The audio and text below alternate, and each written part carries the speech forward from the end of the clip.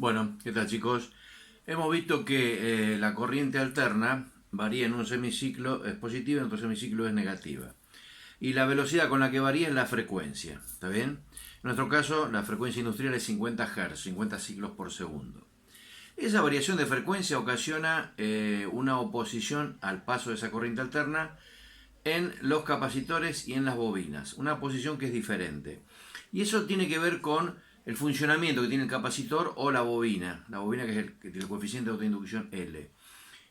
Porque, claro, ambos almacenan la energía de forma diferente. El capacitor almacena energía eléctrica, la bobina energía magnética. Pero, ¿qué pasa? Se comportan de distintas formas, en forma opuesta. La bobina, o sea, ambas presentan una reactancia, que es la oposición a la corriente alterna.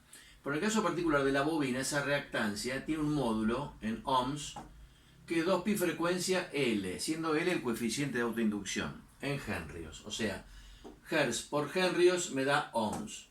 ¿Está bien? Y es directamente proporcional la reactancia a la frecuencia.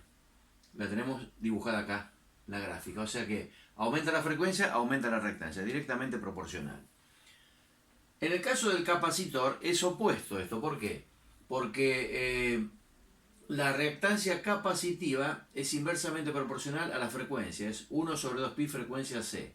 O sea que ohms es igual a 1 sobre hertz por faradio. Entonces vemos que a mínima frecuencia la reactancia capacitiva tiende a infinito. Y a máxima frecuencia tiende a un valor muy pequeño. Esa es la diferencia fundamental que hay entre la bobina y el capacitor. En la industria, todas las cargas son inductivas, o sea, son bobinas, equivalentes.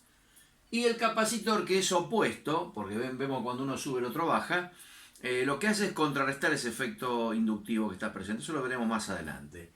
Lo importante es esto, ver que la reactancia inductiva es directamente proporcional y la capacitiva es inversamente proporcional, o sea, se compensan.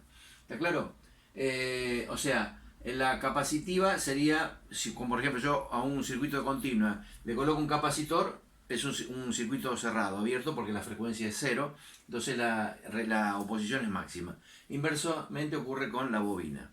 Eso también es un efecto muy interesante que se utiliza en electrónica para separar o aislar lo que es la corriente continua de la corriente alterna, sobre todo cuando se polariza un transistor y hay que separarlo para no tener, digamos, por ejemplo, un ruido en lo que es la salida de un amplificador.